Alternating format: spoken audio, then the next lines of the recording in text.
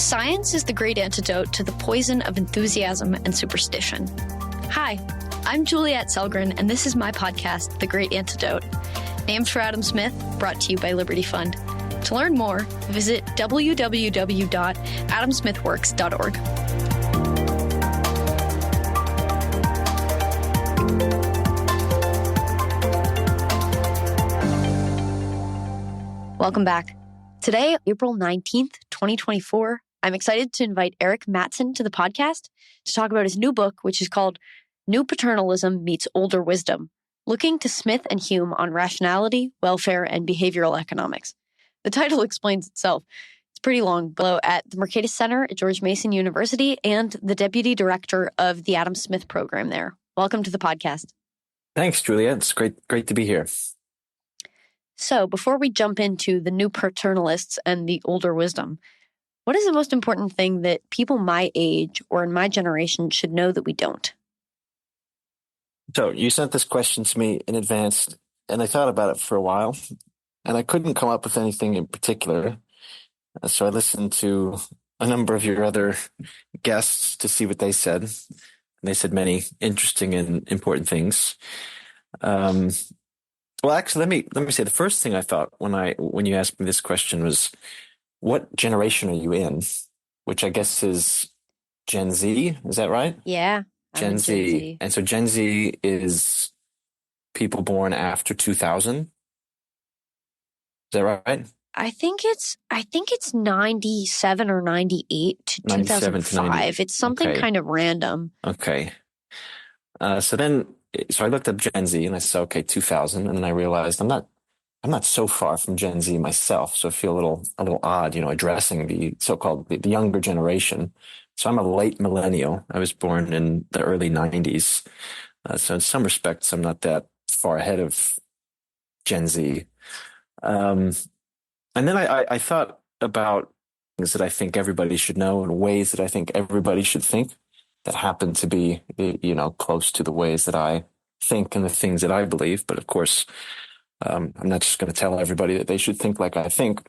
And I thought of this quote eventually in this book, Fear and Trembling, by the Danish philosopher Søren Kierkegaard.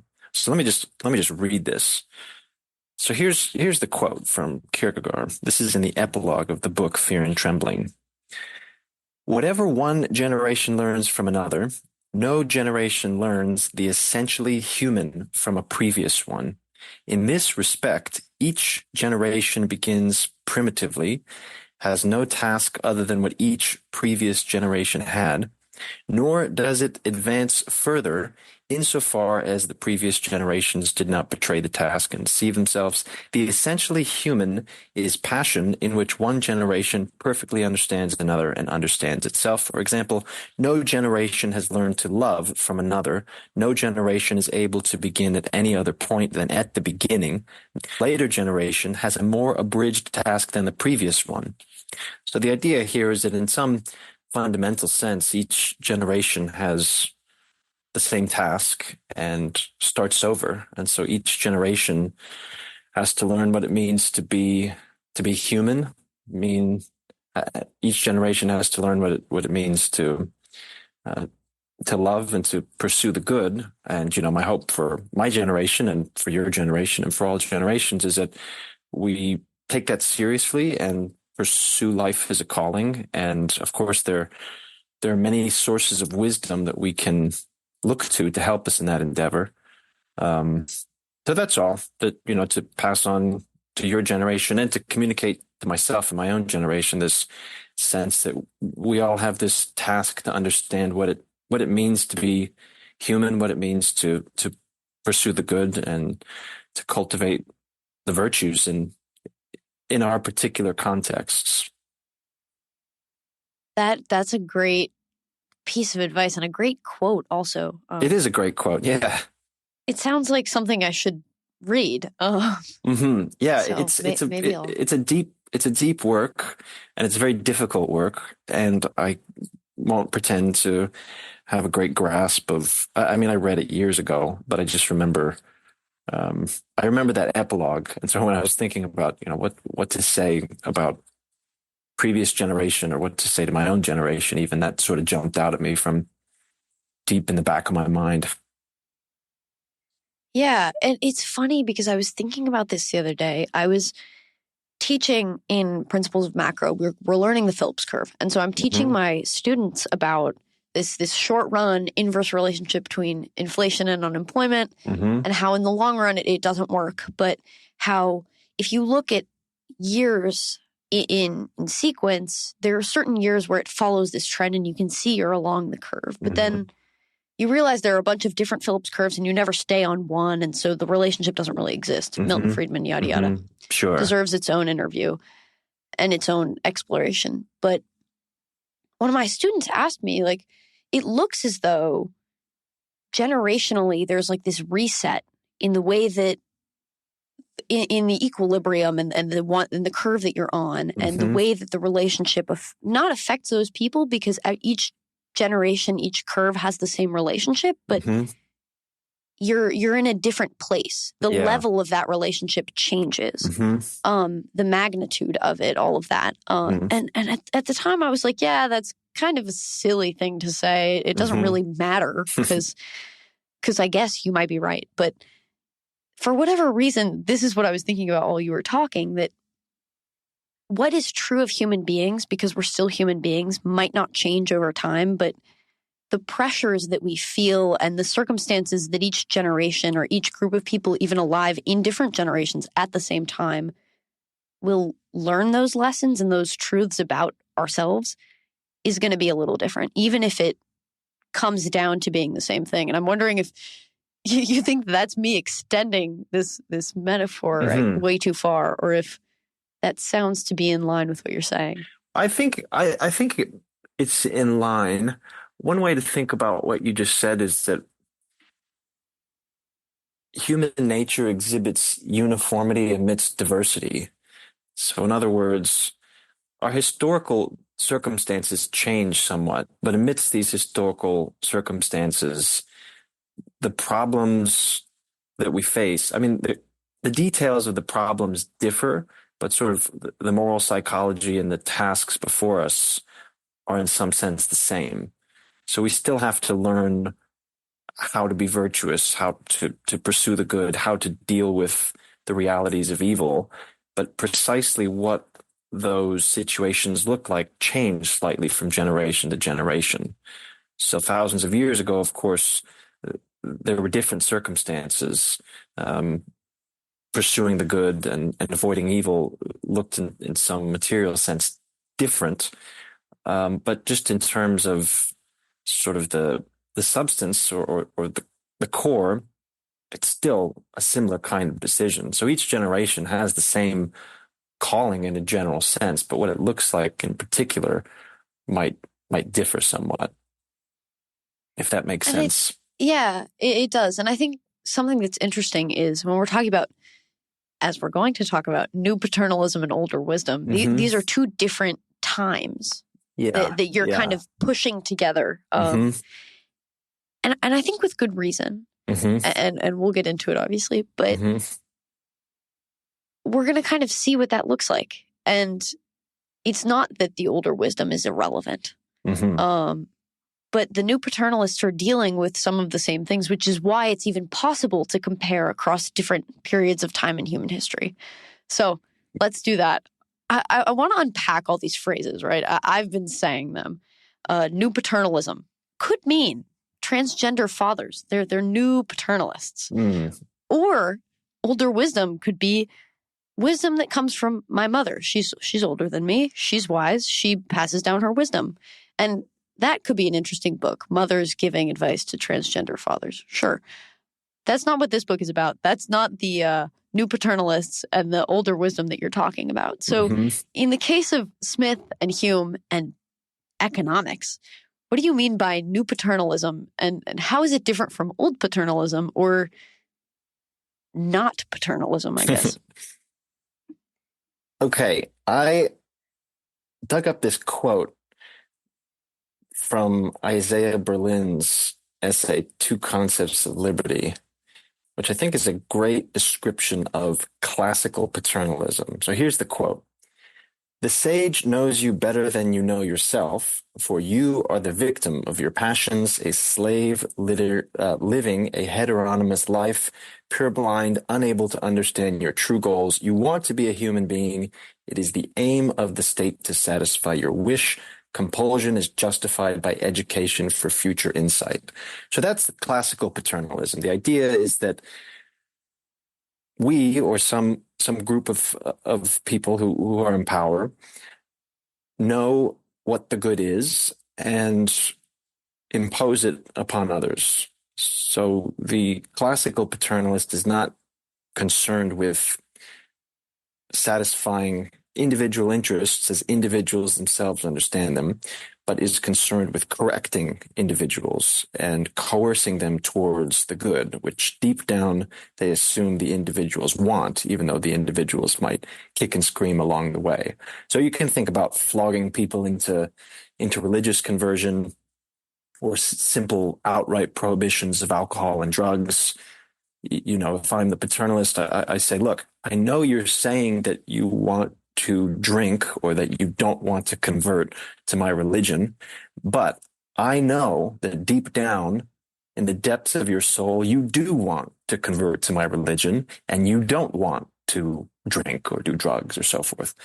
So that's the old paternalism. And that kind of paternalism, well, at least it was turned away from or rejected, at least by some, in the liberal tradition in the West. And of course, there was an embrace, which I think still exists to a large extent. There was an embrace of the individual and the individual pursuit of happiness, the idea that individuals discern the good for themselves.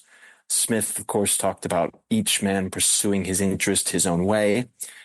Jefferson, the Declaration of Independence, wrote of the inalienable rights to life, liberty, and the pursuit of happiness. So there was a kind of rejection of this old paternalism.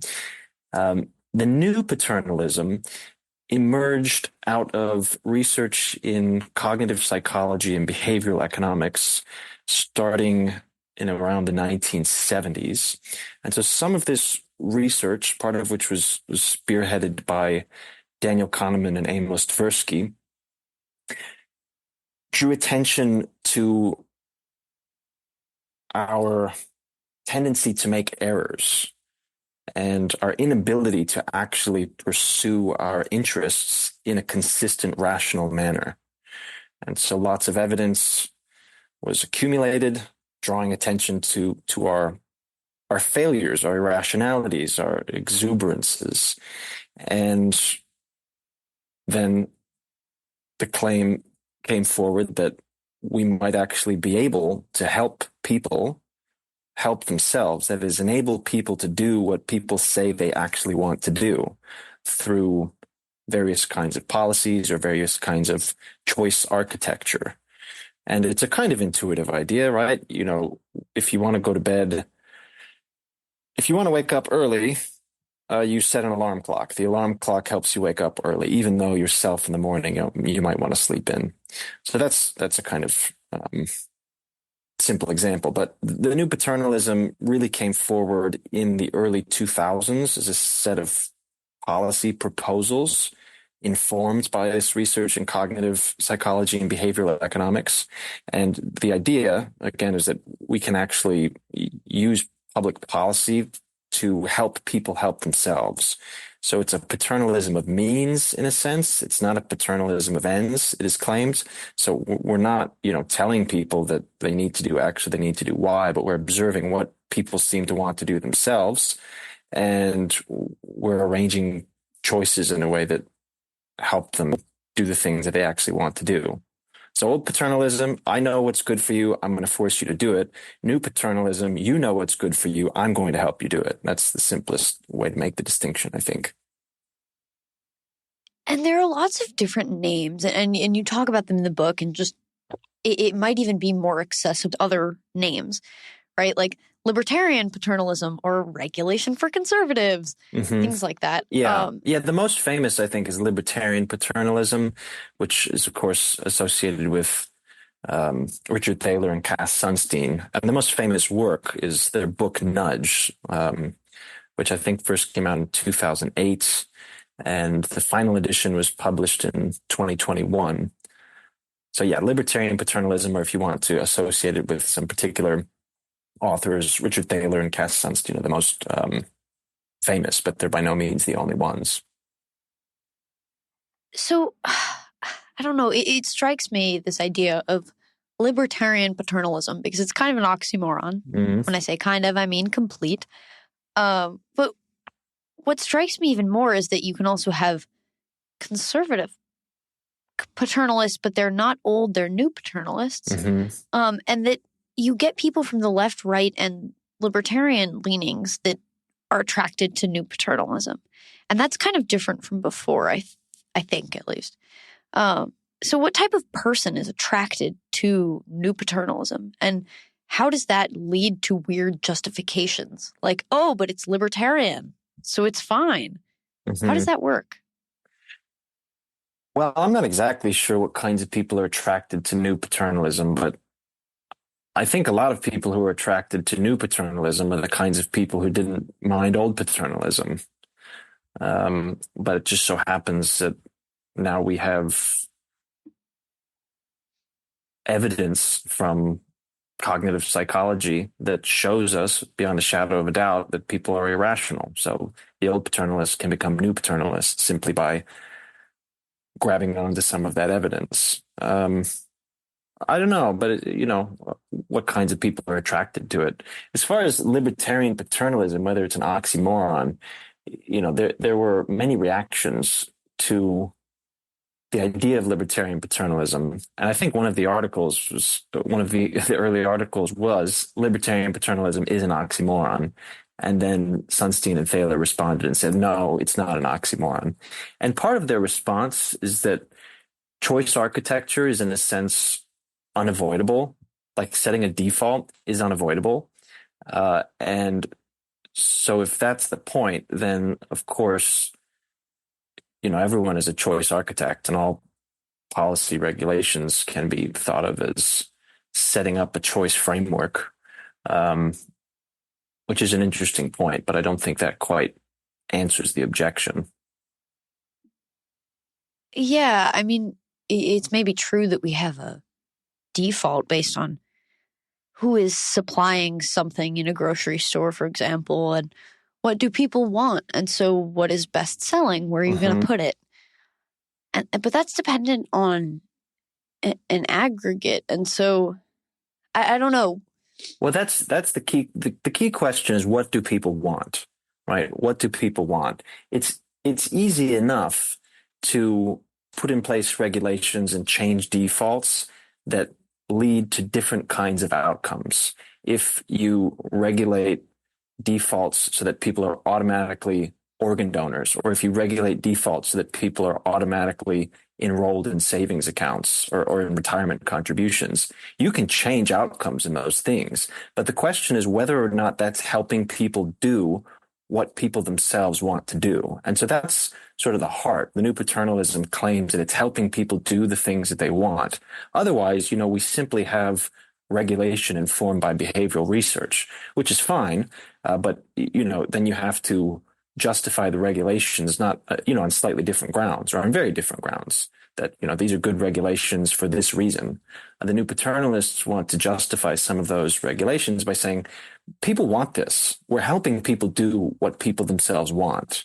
And so that's the real problem. Yeah, I know this is probably more of a minor critique, and I want to get into the bigger, older wisdom critiques and ways to kind of argue against this. But something that strikes me is that, especially being in college and being in this environment that we say is more conducive to like forcing you to learn what you want and figure out what you want out of life by giving you freedom and responsibility and all of that. Part of the way that you figure out what you like and what you actually want is by not floundering necessarily, but by putting in the work. You can't really say what your preferences are, even if you've worked to figure out what your preferences are, I guess, is what I would say. But also, how do you know what you want if you've never been in that environment if you've never struggled a little bit or faced new constraints. And so to think that we could figure out the defaults ahead of time that are more conducive to what people want when they themselves don't know, I struggle with this idea. Yeah, I agree, and that's an important part of the points that I make in the book. To learn what you want, you have to experiment, and you also have to make mistakes. It's difficult to grow without error and without some kinds of inconsistencies. Um, I actually thought about some similar kinds of things when I was reflecting on your first question about what sorts of things would I like to communicate to the previous generation. And one of the reasons why I struggled with that is because so many of the things that I've learned over the years, I don't think I could have just learned if somebody, gave me a book and said, here, these are the things that you are going to learn and you should just internalize now. Like, these convictions have been the product of life experience, which has involved different kinds of failings and errors. But I think those failings and errors are really, just vital in life and in learning what it means to live a good life and become the person that you want to be. Knowledge issues that we'll get into. I think it's sort of inappropriate to just sort of assume that we know what people want. And even if we do know what people want, should we just set that before them and push them in that direction? No, because I think there's a lot to be said for going through struggling towards whatever ends you discover that you want yourself. Yeah, no, I totally agree. I was actually having this conversation with my mom the other day. We were talking about the first question and what I've learned over the past few years doing this and asking this. And we kind of reached this conclusion, which was, even though it doesn't necessarily change my behavior from the beginning, right? You still have to learn those lessons. Mm-hmm. You will have heard it. And so when you mess up, the sounding board within you includes the advice that people give in response to the first question. Yeah. And that it comes at weird moments and that it sinks in at different times, but you can't internalize it just by hearing it once or twice or it being a rule. You have to have an experience that allows you to have an insight into either the truth or I guess agreement or disagreement you have with that piece of advice. Mm-hmm. You can have it in your mind, but until you've played it out in real time, or have it to fall back on, it doesn't really matter. Right. Right. Yeah, this is it in a way. Go ahead. No. I was just going to say, advice in a way and wisdom is an investment into someone else. It's sowing the seeds for something in the future. Yeah. And I think this kind of connects, right? Because if you have a rule, you're not sowing the seeds.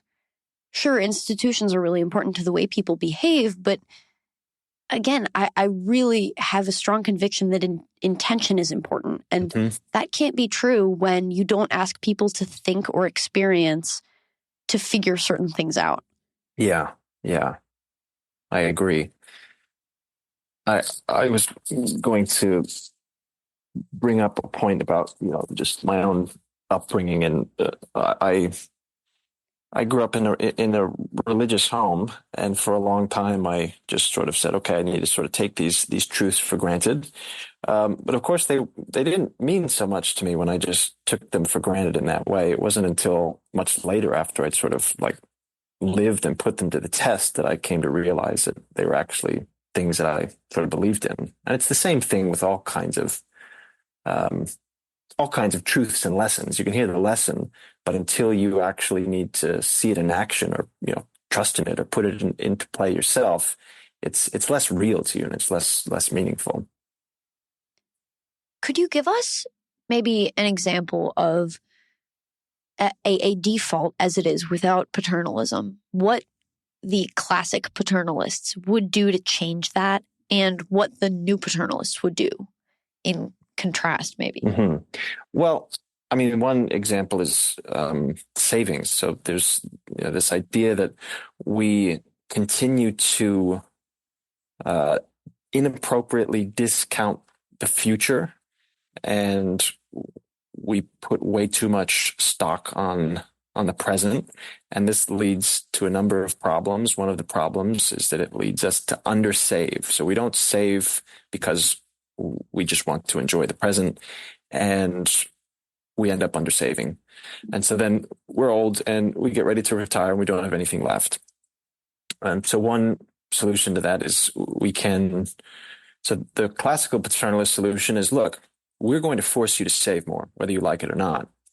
And you actually see policies like that in places like Australia that have, forced savings.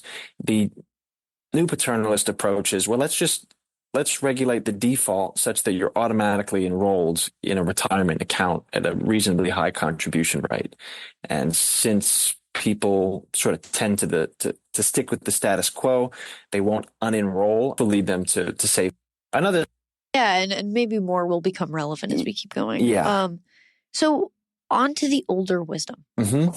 Why is it older wisdom and not old wisdom? And what sort of a wisdom is that? Well, it's older in the simple sense that I'm drawing on thinkers from the 18th century. So why is it not old wisdom? I have friends who work in church history, and they joke with me all the time that, the history of economics goes back to Adam Smith, and economists think that they're really doing deep history, and they go back to the 18th century, which of course to, church historians and to people who say study the Old Testament, that's like yesterday. So it's not old wisdom in some basic sense. It's just older. It's still part of the modern period. It's only a couple hundred years old, but it is older than the movements that we've been discussing under the title of New Paternalism. So what was the second part of your question? What sort of a wisdom is that? So Smith and Hume, obviously. Yeah. What sort of wisdom do they have as it relates to paternalism, and how is it different between the classic paternalists and the new paternalists? Mm-hmm. Well, I just draw from Smith and Hume. I mean, I use their writings to reflect on rationality, the notion of rationality, what it looks like to behave in a reasonable manner. And I also use their ideas to think about welfare.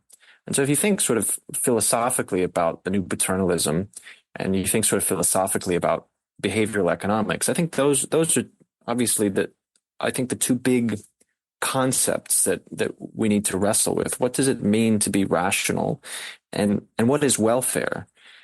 And how you answer those two questions matters a lot for how you interpret experimental results in behavioral economics or cognitive psychology, and also what you think should be done.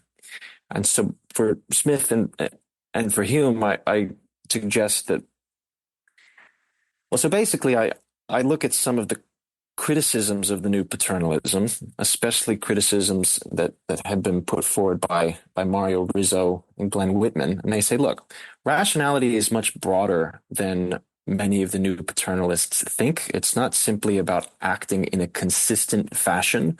Rationality can often involve inconsistency because, like we were talking about a few minutes ago, life is about discovering what you want and who you want to be, and that necessarily will involve some inconsistency. So if we observe somebody saying they want to do one thing at time A and then doing something different at time B, it doesn't mean that they're foolish. It doesn't mean that they're irrational necessarily. They might be, but it could indicate that the person is growing and learning, or as John Stuart Mill might have put it, experimenting in living. And so what I do is I pull formulations from especially Smith on this point, but also Hume to some extent, and sort of corroborate that line of thinking, and sort of reflect on why for Smith inconsistency is consistent with being reasonable. And then I look at Hume a bit more on what welfare actually might be.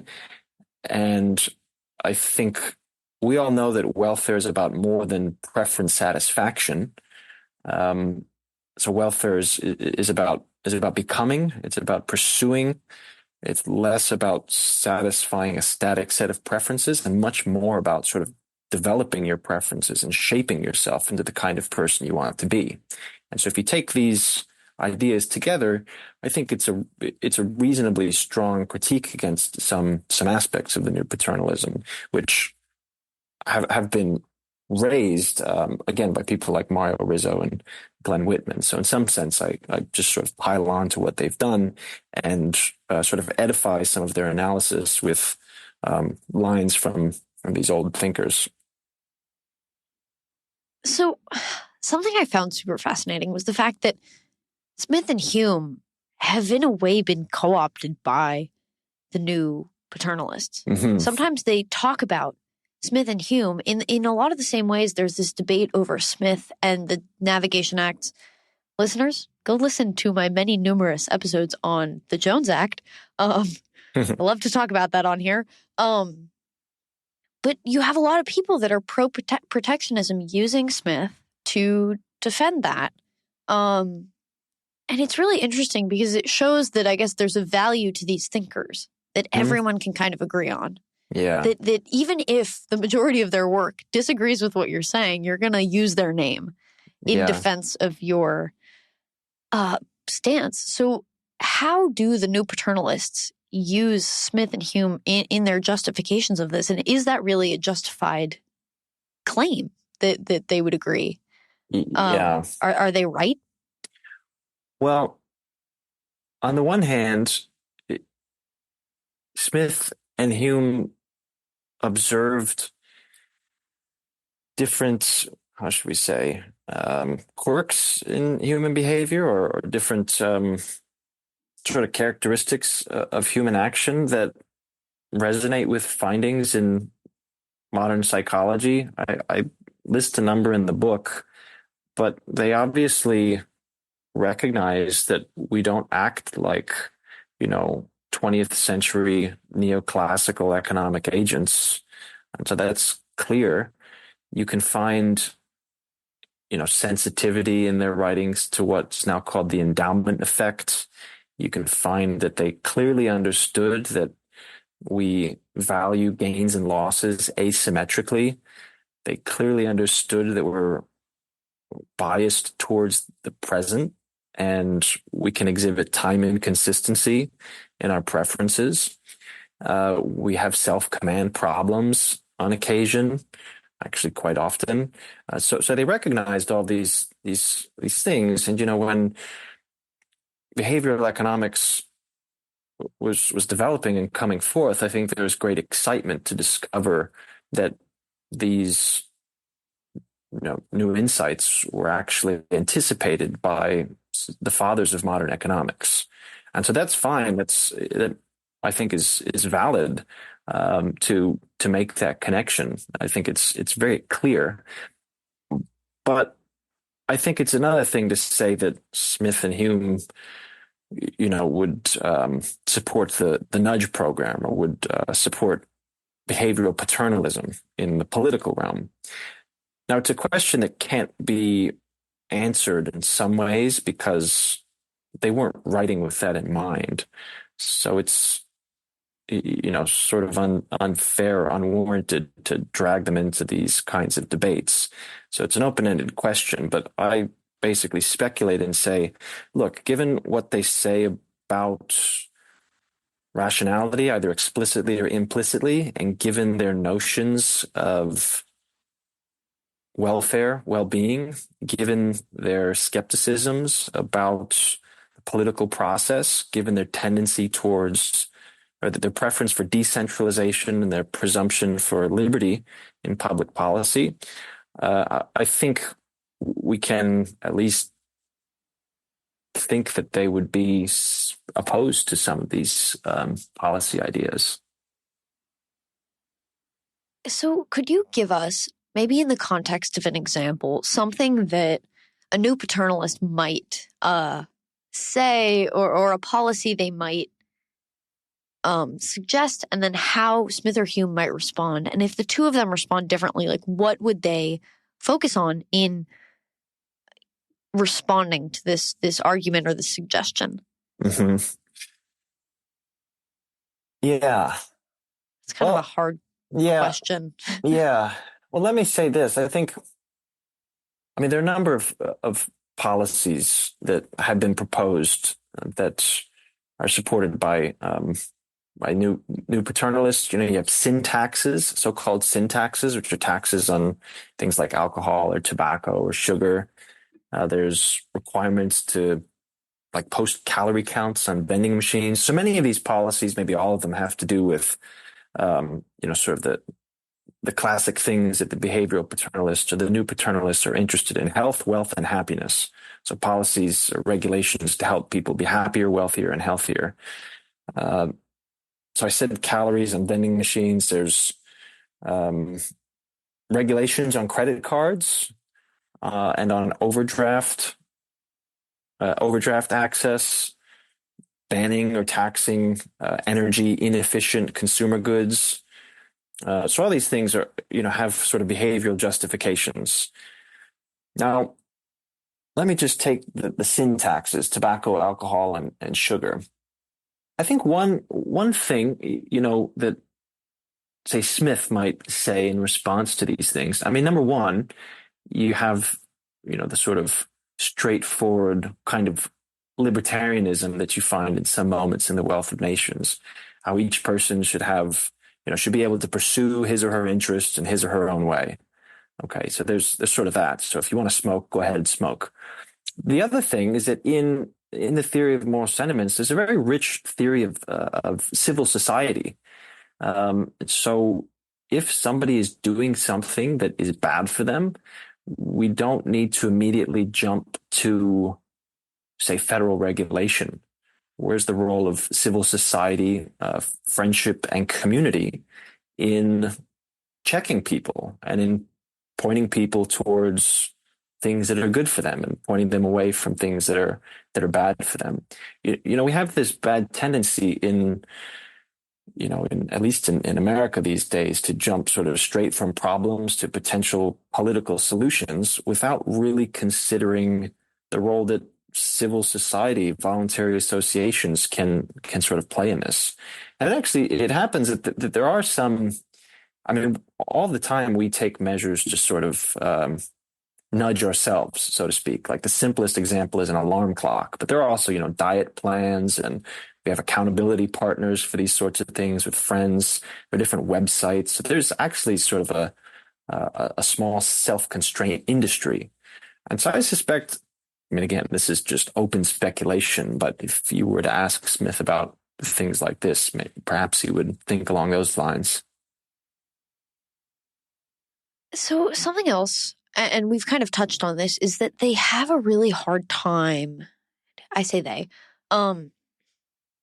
that it's hard to actually know what an individual's preference is, right? To have this knowledge that not only they probably don't have, which is why we have this idea of revealed preferences, because even I don't know what type of candy bar I prefer because I'm not counting every single time I buy a candy bar or consume one.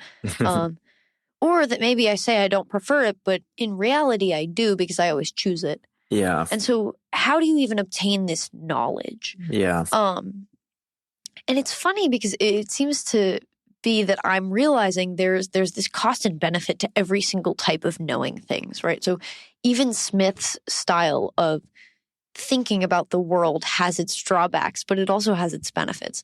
Same thing with behavioral and with this kind of nudging mentality. In a lot of ways, it might have some benefits in how do we analyze an individual and their choice set and what they do. But it also has drawbacks like the fact that you actually can't know, and you really can't even ask, even though some economists choose to ask people what their preferences are. And so I don't know, like, do these older, wiser men have anything to say about how we can know that sort of stuff and if it's possible? And I guess, what are your reservations on that front? About knowing what people want? Yeah, and trying to make policy around that. That in itself seems, yeah, even if it's okay, really difficult. Yeah, it is difficult. I think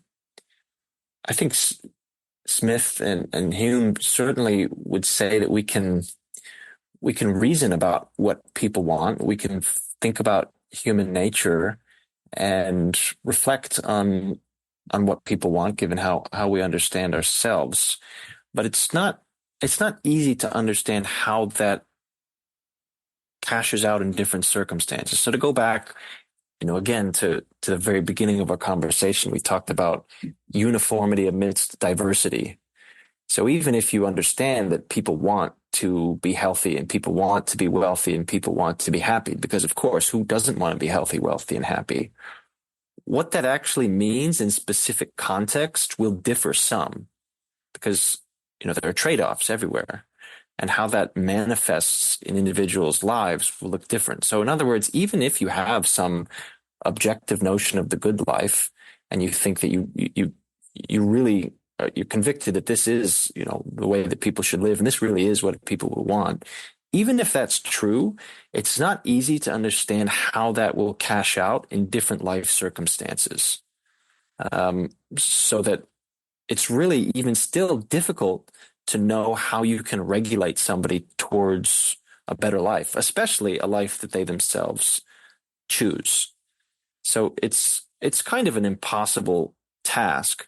Now, basically what new paternalism ends up doing is proposing a kind of folk theory of the good, which is that, well, people want to diet, people want to lose weight, people want to consume less sugar, people want to drink less, people want to save more, people don't want to smoke, and so on and so forth.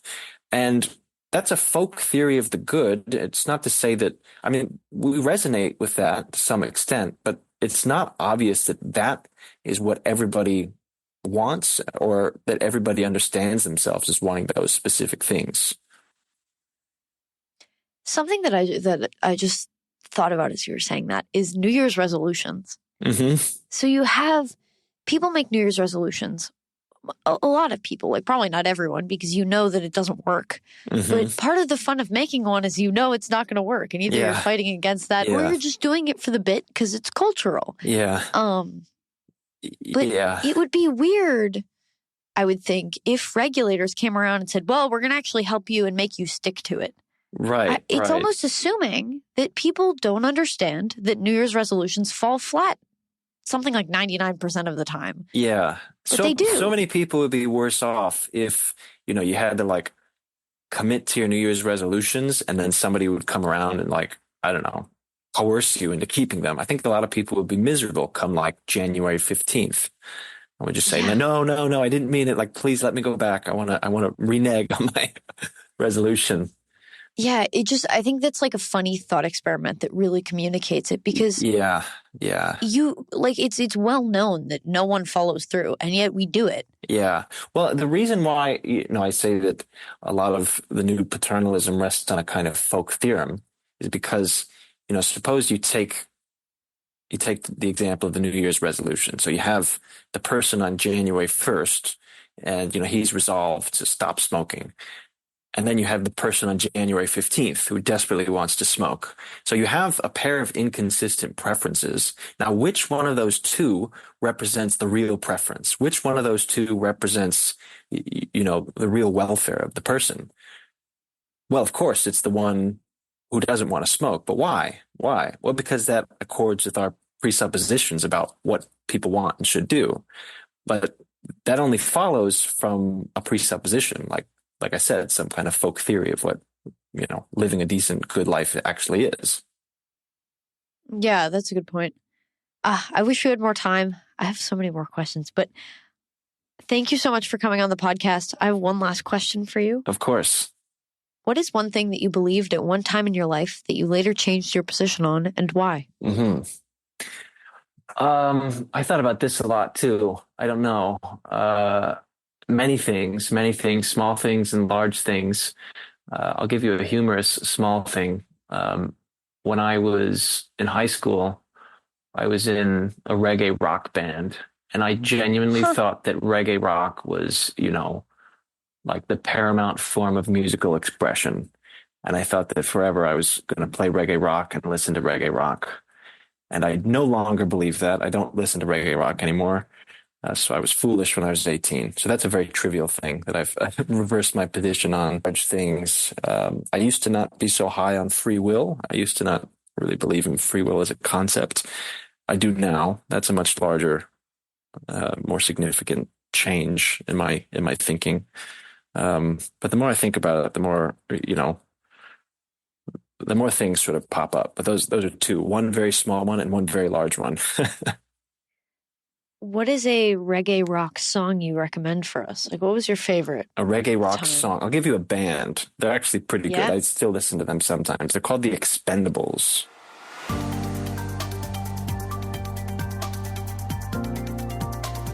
Once again, I'd like to thank my guests for their time and insight. I'd also like to thank you for listening to the Great Antidote podcast. It means a lot. The Great Antidote is sound engineered by Rich Goyette.